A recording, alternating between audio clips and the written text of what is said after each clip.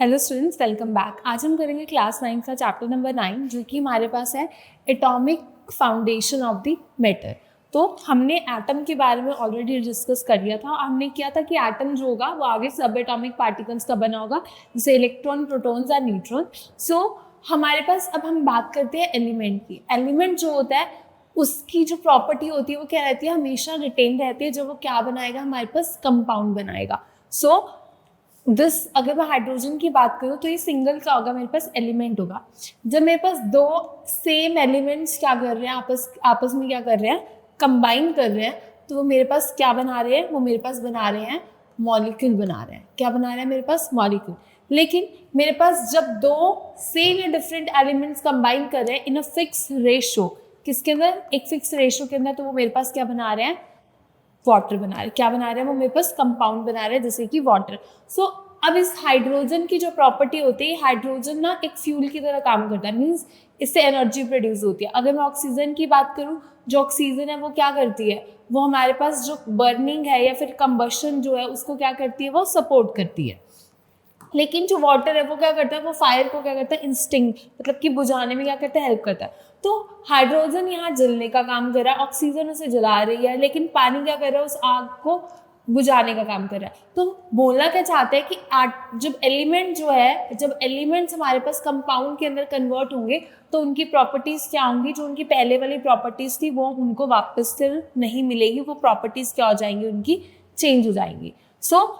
अब कभी भी हमारे पास कोई भी रिएक्शन होती है तो रिएक्शन के अंदर दो चीजें बहुत इंपॉर्टेंट होती है। फर्स्ट चीज इज रिएक्टेंट, मीन्स जो कोई भी कंपाउंड रिएक्ट कर रहा है उसको हम क्या बोलेंगे, रिएक्टेंट बोलेंगे। और वो हमारे पास क्या दे रहा है, वो हमारे पास क्या बना रहा है, वो हमारे पास कोई भी प्रोडक्ट बना रहा है। इस केमिकल रिएक्शन के टाइम पे हमारे पास जो टोटल मास होता है वो क्या रहता है, कंजर्व रहता है। ऐसा जैसे हम बोलते हैं कि एनर्जी को ना हम बना सकते ना एनर्जी को हम खत्म कर सकते, means energy can neither be created not be destroyed. तो इसी टाइम पे, इस केमिकल रिएक्शन के टाइम पे, अगर मान लो मेरे पास यहाँ पे जो टोटल वेट था वो था 98.2 ग्राम, उसके बाद मेरे पास जो प्रोडक्ट बनेगा उसका जो मेरे पास वेट होगा वो भी क्या होगा, सेम होगा। अगर मेरे पास वो वेट चेंज हो रहा है तो वो किसकी वजह से हो रहा है, कि मान लो कि यहाँ पे मेरे पास क्लोज सिस्टम था या ओपन सिस्टम था, तो वो जो भी हमारे पास रिएक्शन हुई वो क्या हो, बाहर चला गया। लेकिन ओवरऑल अगर मैं टोटल इसकी बात करूँ तो सेम रहेगा। फॉर एग्जाम्पल, अगर मेरे पास रिएक्टेंट का अगर मैं टोटल मास की बात करूँ, वो मेरे पास 108 ग्राम था। अब मैंने उसको रिएक्ट करवाया तो वो डिस्ट्रीब्यूट हो सकता है। 100 ग्राम मेरे पास कोई प्रोडक्ट बन गया, प्लस 8 ग्राम मेरे पास गैस की फॉर्म में क्या होगा, इवॉल्व हो गया। लेकिन अगर मैं ओवरऑल बात करूँ तो ओवरऑल 108 ग्राम क्या रहा, मेरे पास कंजर्व रहा। हमारे पास एंटोनी लेवोसुइट जो एक साइंटिस्ट है, उन्होंने 89 के अंदर हमें ये बताया था, law of conservation of mass, कि अगर कोई भी केमिकल रिएक्शन हो रही है तो जो टोटल मास ऑफ रिएक्टेंट होगा और जो टोटल मास ऑफ प्रोडक्ट होगा वो क्या होगा, हमारे पास सेम होगा। वो कभी भी क्या नहीं होगा, चेंज नहीं होगा। नेक्स्ट हमारे पास law of constant proportion. Law of constant proportion क्या होता है, अगर मेरे पास कोई भी कंपाउंड रिएक्ट कर रहा है, हमारे पास जोसेफ प्रोस्ट ने क्या दिया था, लॉ ऑफ कांस्टेंट प्रोपोर्शन दिया था। उन्होंने क्या बोला था, मेरे पास जो एटम्स या फिर मॉलिक्यूल्स कंबाइन कर रहे हैं वो क्या करते हैं, हमेशा फिक्स रेशियो बाय मास में करते हैं। फॉर एग्जाम्पल, अगर मैं वाटर की बात करूँ, वाटर के अंदर अगर मैं इसके रेशियो की बात करती हूँ, H2 मीन्स एक हाइड्रोजन का मास होता है 1 U। 2 का कितना हो जाएगा, इसको मल्टीप्लाई कर दो 2 से, यानी कि 2U। और एक मेरे पास ऑक्सीजन का मास होगा 16U। जब मैं इसे कट करूंगी 1:8। अब मेरे पास जो ये हाइड्रोजन के मास की रेशियो आई है, चाहे आइस की फॉर्म में है, चाहे मेरे पास सिंपल लिक्विड वाटर की फॉर्म में है, चाहे मेरे पास वाटर वेपर्स की फॉर्म में है, ये हमेशा मेरे पास क्या रहेगी, सेम रहेगी इन ऑल द 3 केसेस। या फिर ये मेरे पास कोई भी, मान लो किसी रिवर का पानी, ओशन का पानी, किसी ग्लेशियर का पानी है, उसमें भी जो ये वाटर होगा, इसकी जो मेरे पास मॉलिक्यूलर मास की जो रेशियो होगी वो क्या रहेगी, फिक्स रहेगी। वो यही बोलना चाहते हैं कि जो एलिमेंट्स होते हैं वो क्या करते हैं, उनकी जो प्रोपोर्शन जो होती है, चाहे वो वाटर हमारे पास सोर्स कोई भी हो, वो क्या करती है, हमेशा फिक्स रहेगी। तो इसी को हम क्या बोलते हैं, law of constant proportion. Next हमारे पास डाल्टन वॉज अ साइंटिस्ट। उन्होंने अपनी एटॉमिक थ्योरी दी थी जिसमें उन्होंने एटम की कुछ कैरेक्टरिस्टिक्स बताए थे। तो सबसे पहले उन्होंने बोला था मैटर। मैटर क्या होता है, कोई भी ऐसी चीज जिसके पास मास होती है, वो क्या करता है, किसी वॉल्यूम को ऑक्यूपाई करता है। वो किसका बना होता है, टाइनी पार्टिकल्स का बना होता है। उन टाइनी पार्टिकल्स को हम क्या बोलते हैं, एटम्स बोलते हैं। नंबर 2, जो एटम्स होते हैं ना हम उनको बना सकते ना हम उनको डिस्ट्रॉय कर सकते, और ये हमें कहाँ से भी पता लगता है, लॉ ऑफ कांस्टेंट प्रोपोर्शन और कंजर्वेशन ऑफ मास जो है वो क्या है, इसके हमारे पास प्रूफ है।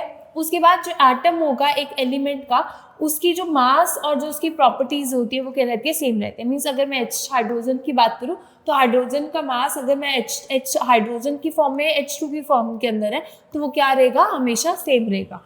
उसके बाद जो एटम्स होते हैं डिफरेंट एलिमेंट्स के, वो कंबाइन करते हैं तो उनके जो मासेस और जो टोटल प्रॉपर्टीज होती है वो चेंज हो जाती है। हमें पता है अगर हाइड्रोजन और ऑक्सीजन कंबाइन कर रहे हैं, यहाँ पे H2 की प्रॉपर्टी कुछ हो रहा है, यहाँ पे वाटर की प्रॉपर्टी कुछ हो रहा है, वो क्या हो जाएगी, चेंज हो जाएगी। जब हमारे पास एटम्स कंबाइन करते हैं तो वो होल नंबर रेशो के अंदर कंबाइन करते हैं, जिसको हम कांस्टेंट प्रोपोर्शन से क्या बोलते हैं, हम इनको क्या करते हैं, प्रूफ कर सकते हैं। सो ये हमारे पास प्रूफ है। अब आप देख सकते हैं वाटर है, अगर मैं वाटर कहीं की बात करूँ तो हाइड्रोजन हमेशा 2 होंगे और ऑक्सीजन हमेशा क्या होगा, 1 होगा।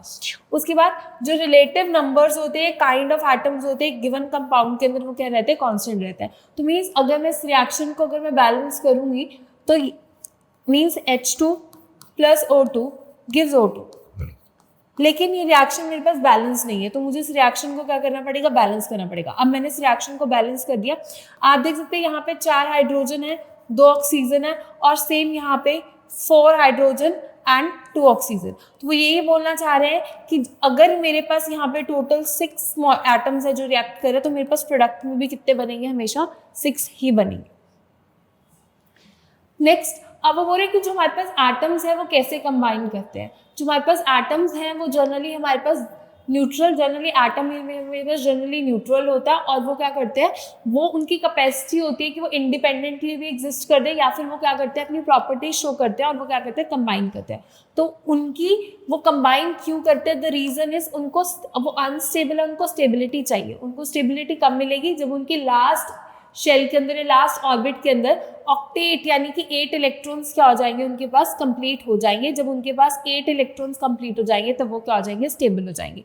उसके लिए या तो वो अपने इलेक्ट्रॉन्स को शेयर करते हैं, या तो फिर वो क्या करते हैं, ट्रांसफर करते हैं। फॉर एग्जाम्पल, अगर मेरे पास 2 पेन है तो मैं क्या कर सकती हूँ, एक पेन जो मेरे साथ कोई भी पर्सन बैठा है मैंने उसको दे दिया, उसको चाहिए, तो मीन्स मैंने क्या कर दिया, अपना जो पेन था वो क्या कर दिया, कंप्लीटली उसको ट्रांसफर कर दिया। तो अगर मैंने ट्रांसफर किया तो मेरे ऊपर पॉजिटिव चार्ज आ गया, जिसने लिया उसके ऊपर नेगेटिव चार्ज आ गया।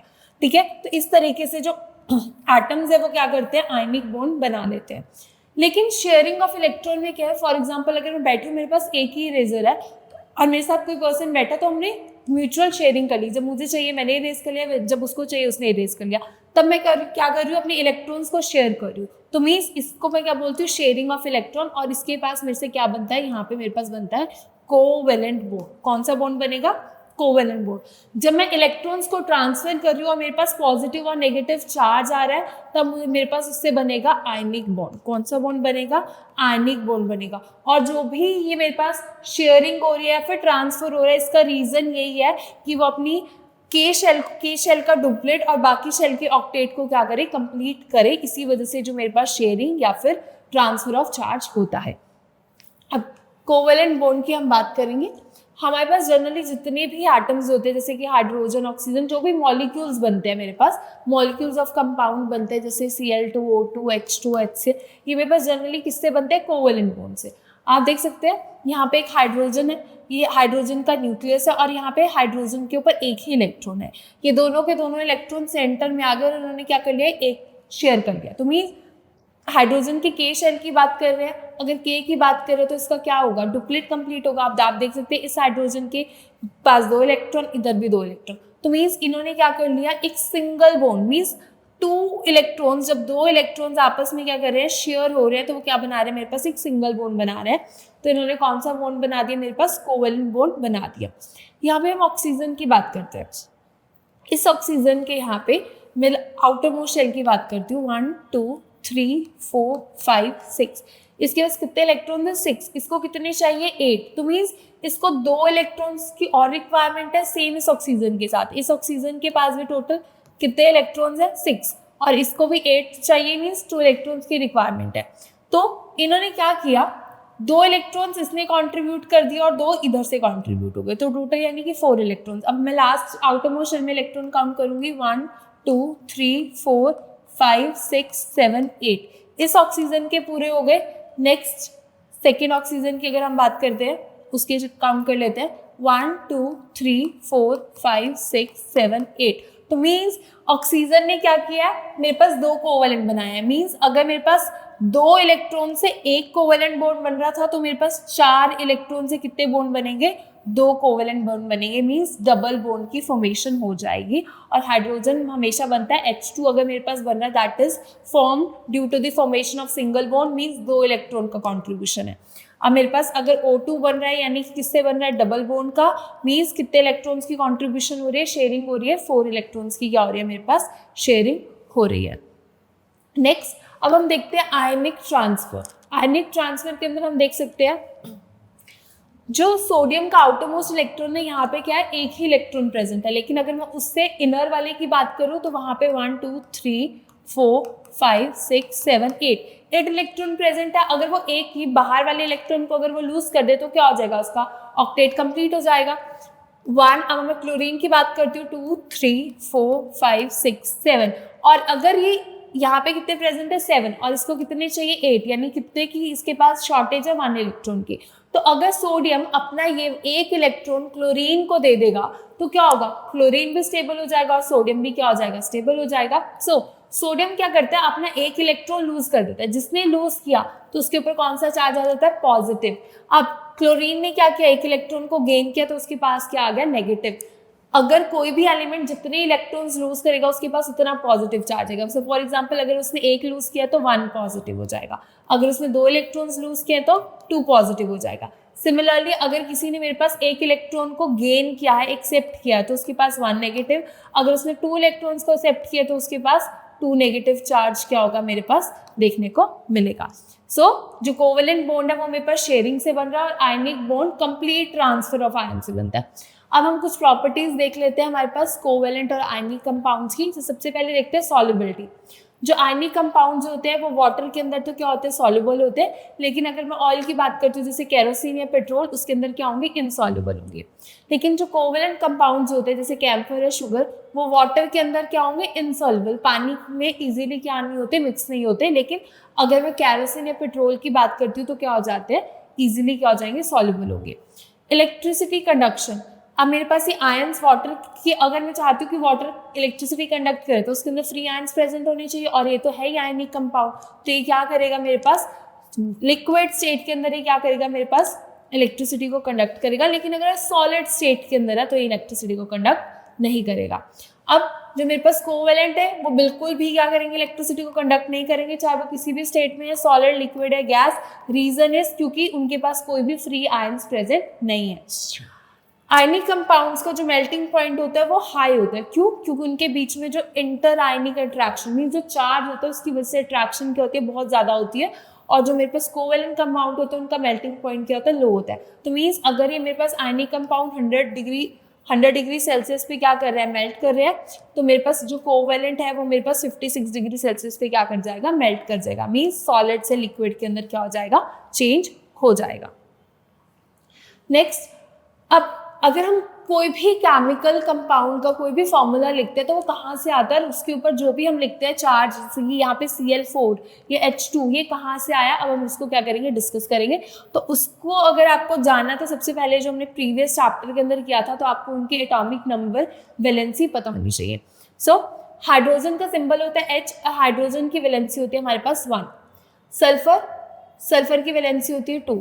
हमेशा याद रखेंगे अगर हम कभी भी कोई भी सिंबल बना रहे हैं तो जो हमारे फर्स्ट वाले होते हैं, स्टार्टिंग वाले होते हैं, उन सबकी वैलेंसी होती है पॉजिटिव में। जो पीछे वाले होते हैं वो जनरली नॉन मेटल्स होते हैं और उनकी वैलेंसी क्या होती है, हमारे पास नेगेटिव में होती है। तो अगर मैं आपसे पूछूं हाइड्रोजन की वैलेंसी कितनी है, 1, और वो 1 क्या होगी, 1 पॉजिटिव। हाइड्रोजन की वैलेंसी कितनी होगी, मेरे पास 1 पॉजिटिव। सल्फर की वैलेंसी कितनी होगी, 2 नेगेटिव।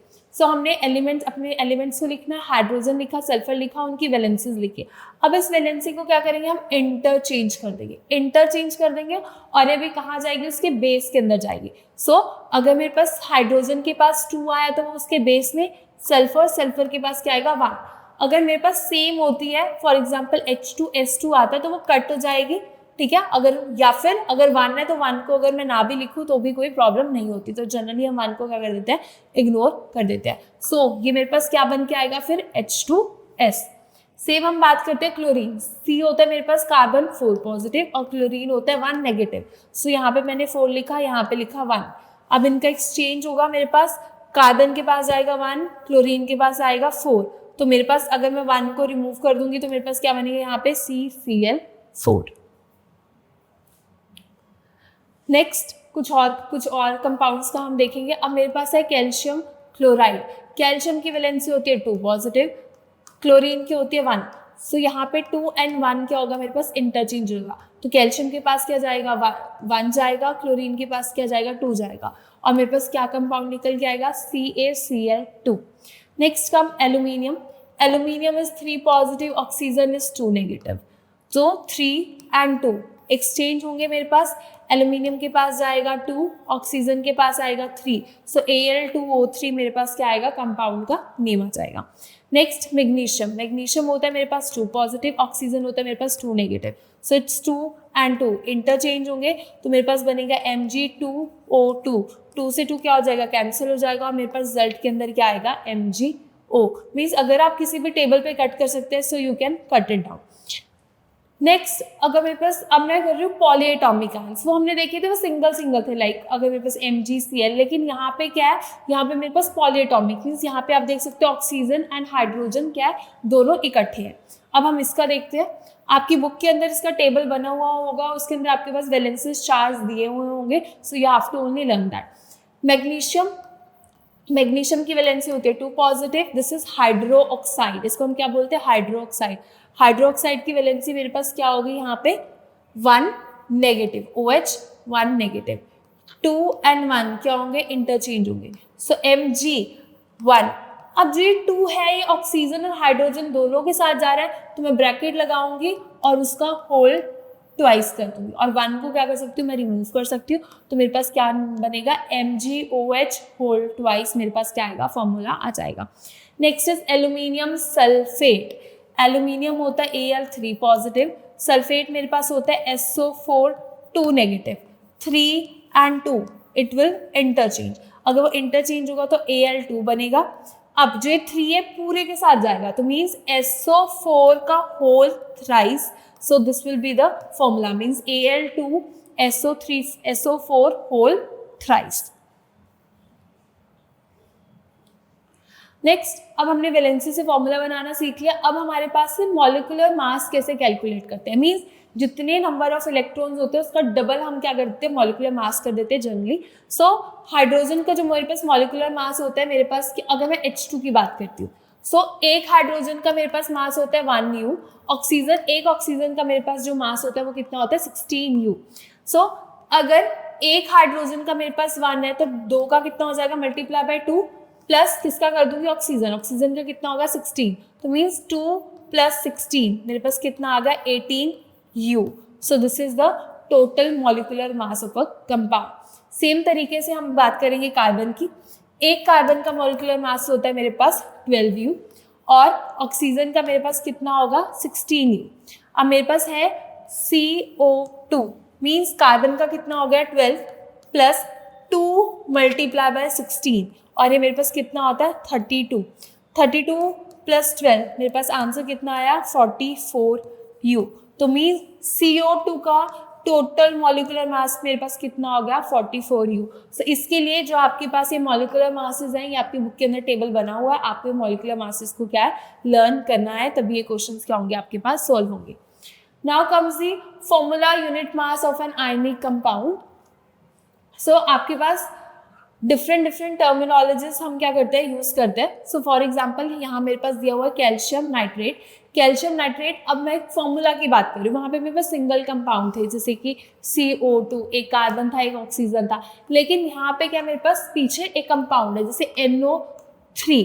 सो अब मुझे क्या करना है, इनके टोटल मॉलिक्यूलर मास को क्या करना है कैलकुलेट करना है। सो कार्बन का हमें बस हमको पता है कि कैल्शियम का मेरे पास जो मॉलिक्यूलर मास होता है वो होता है 40। नाइट्रोजन का मेरे पास कितना हो जाएगा 14, और ऑक्सीजन का मेरे पास होता है 16 U। सो कैल्शियम का जो नंबर मेरे पास दिया हुआ है 1, तो means 40 into 1 equals to 40. Nitrogen, यहाँ पे नाइट्रोजन के साथ ये 2 है, तो मीन्स नाइट्रोजन कितनी हो गए 2. सो 14 को मैं किससे मल्टीप्लाई कर दूंगी 2 से, विच विल बी 28. यहाँ पे ऑक्सीजन है, अगर मेरे पास ब्रैकेट के बाहर कोई नंबर दिया और ब्रैकेट के अंदर कोई भी नंबर दिया तो इसका मतलब होता है मल्टीप्लीकेशन. 3 2 6, तो मीन्स मैं यहाँ पे ऑक्सीजन को कितने से मल्टीप्लाई करूंगी 6 से, और मेरे पास आंसर आएगा 96, और टोटल मेरे पास आ जाएगा 164U, which is the molecular mass of this total compound. Next एक समरी देख लेते हैं कि हमने इस चैप्टर के अंदर क्या क्या पढ़ा. सबसे पहले हमारे पास लॉज थे. सबसे पहले था law of conservation of mass, जो हमें क्या बोलता था कि जो मैटर है, मैटर को ना हम बना सकते हैं, ना मैटर को हम क्या कर सकते हैं, डिस्ट्रॉय कर सकते हैं. Number 2, law of definite proportion, means जो कंपाउंड होते हैं उनका जो मास रेशियो होती है, जैसे हमने वाटर की थी 1:8, वो क्या रहती है, हमेशा फिक्स रहती है, वो कभी भी चेंज नहीं होगी. उसके बाद डाल्टन थ्योरी, डाल्टन ने हमें बोला था कि जो एटम्स हैं उनको रीअरेंज कर देते हैं, और उसने ये 2 लॉज को हमें क्या किया था, एक्सप्लेन भी करके दिखाया था अपनी थ्योरी के अंदर.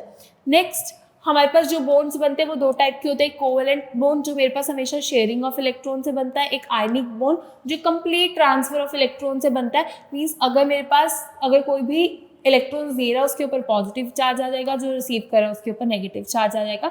उसके बाद हमने केमिकल फॉर्मूलाज बना रिप्रेजेंटेशन देखी, जैसे अगर मेरे पास H2O बन रहा है, सो Y2 ओवर हियर. उसके बाद इसका मॉलिक्यूलर मास, टोटल का मॉलिक्यूलर मास मैंने क्या किया, कैलकुलेट करना भी हमने दिखाया है. जैसे हम यहाँ पे दिखा सकते हैं, एक हाइड्रोजन का होता है 1 2 का मल्टीप्लाई प्लस करेंगे हम 16, जो हमारे पास आएगा 18U. सो जो फॉर्मूला बन रहा है that is known as the chemical formula. जो मास कैलकुलेट कर रहे हैं in the unit mass, that is the mass calculation. So that's all for this lecture. Thank you.